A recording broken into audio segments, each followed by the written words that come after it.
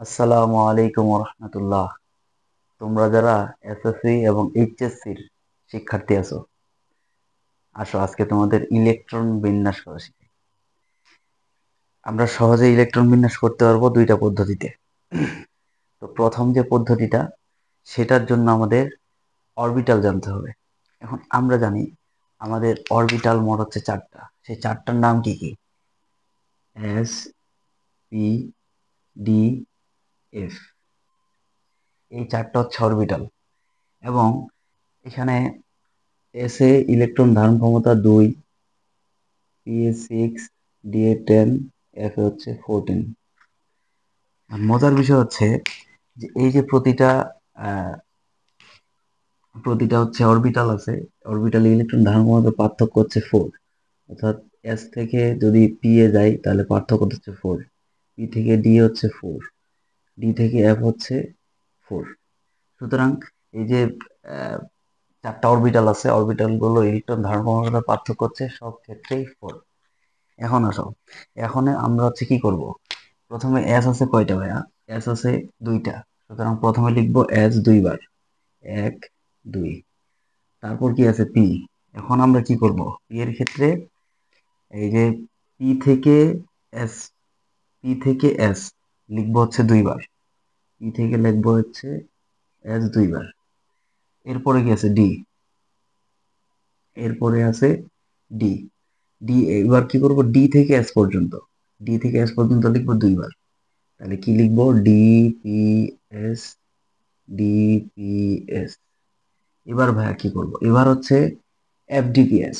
FDPS এই যে, অর্থাৎ এফ দিয়ে এফ থেকে এস পর্যন্ত লিখবো দুইবার, F D P S, F D P S. এভাবে লিখলাম। এবার কি করব? এবার হচ্ছে আমরা এই যে এস, যতগুলো এস আছে এই এস গুলোর সামনে আমরা হচ্ছে ক্রমিক অনুসারে নম্বর বসাবো, এক থেকে শুরু করে। তো প্রথমে যেটা এস আছে, ওই এস এর ক্ষেত্রে আমরা লিখবো হচ্ছে 1, 1। এইভাবে বাকি এস গুলো হচ্ছে পরবর্তী সংখ্যাগুলো লিখবো। তারপর হচ্ছে 2, তারপর হচ্ছে 3, তারপর হচ্ছে 4, 5, 6, 7, 8 লিখলাম। এবার হচ্ছে পি এর ক্ষেত্রে করব। পি এর ক্ষেত্রে কি করব ভাইয়া? পি এর ক্ষেত্রে পি হচ্ছে 2 নম্বর স্থানে অবস্থান করতেছে, সুতরাং সেখানে আমরা নম্বরগুলো বসাবো 2 নম্বর থেকে শুরু করব। তাহলে হচ্ছে কি 2, 3, 4, 5, 6, 7। ওকে। এবার কি? এবার হচ্ছে ডি। ডি এর অবস্থান কত নম্বরে? 3 নম্বরে। সুতরাং ডি হচ্ছে আমরা ক্রমানুসারে নম্বর বসাবো, প্রথমে 3 দিয়ে শুরু হবে। তাহলে প্রথমে হচ্ছে 3, তারপর হচ্ছে 4, তারপর হচ্ছে 5, তারপর হচ্ছে 6। ওকে। এবার এফ। এফ হচ্ছে 4 নম্বর অবস্থানে, সুতরাং প্রথম যে এফটা থাকবে ওইটা আমরা 4 দিয়ে শুরু করবো। এই যে প্রথমে হচ্ছে 4, 4, এই যে 5। ওকে। এইটা আমাদের কিন্তু ইলেকট্রন বিন্যাস যে করার মূল বিষয় সেটা আমরা কিন্তু পেয়ে গেছি। এইভাবে আমরা সহজে বের করতে পারবো। না, আসো একটা উদাহরণ দেখি। উদাহরণটা কি? ধরো যে আমি ম্যাগনেসিয়ামের ইলেকট্রন বিন্যাস করব। ম্যাগনেসিয়াম, ম্যাগনেসিয়ামের ভাইয়া ইলেকট্রন বিন্যাস কত? আহ, পারমাণবিক সংখ্যা কত? 12। তাহলে আমার 12 এখানে আমরা বসায়ে আমরা এখন ইলেকট্রন বিন্যাসটা করব। তো এস এর সর্বোচ্চ ইলেকট্রন ধারণ ক্ষমতা কত?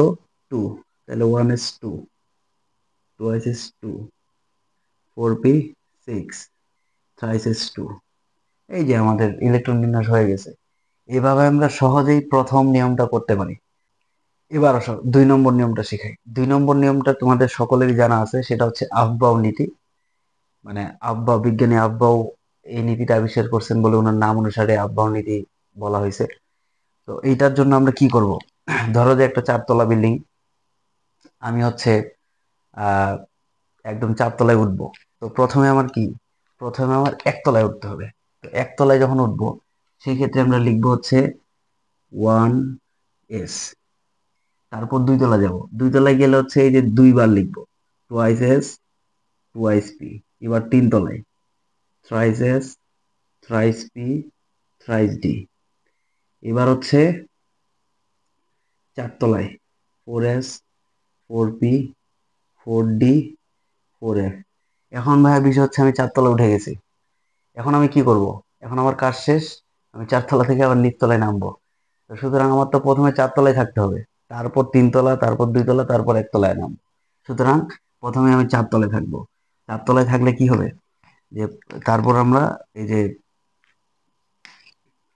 তো যাই হোক ধরলাম 5S 5P 5D 5F।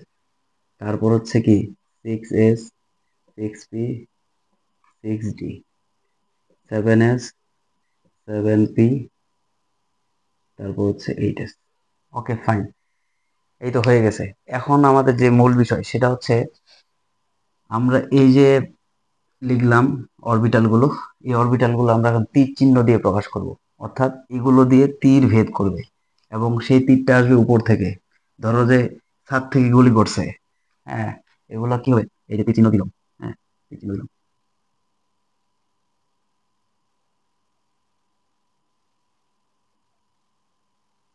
বাস হয়ে গেছে, আমার তীর ভেদ হয়ে গেছে। এখন বিষয় হচ্ছে এখন কি করবো ভাইয়া? এখন হচ্ছে প্রথমে মানে যে তীরগুলো, মানে তীরগুলো যেগুলো যে অরবিটাল গুলোকে আগে ভেদ করবে সেগুলো আগে সাজায় লিখবো। যেমন ধরো যে প্রথমে প্রথমে ভাইয়া আমাদের হচ্ছে এই যে 1S এ ভেদ করছে, তাহলে 1S লিখবো।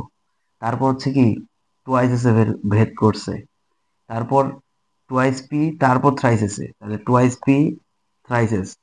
তারপর কি হয়েছে, তারপর হচ্ছে এই যে thrice D 4P 5S, thrice D 4P 5S। তারপর এইভাবে মোট কথা এইভাবে সবগুলোই ভেদ করবে, যে পাশ দিয়ে ওইগুলো হচ্ছে আগে লিখতে হবে।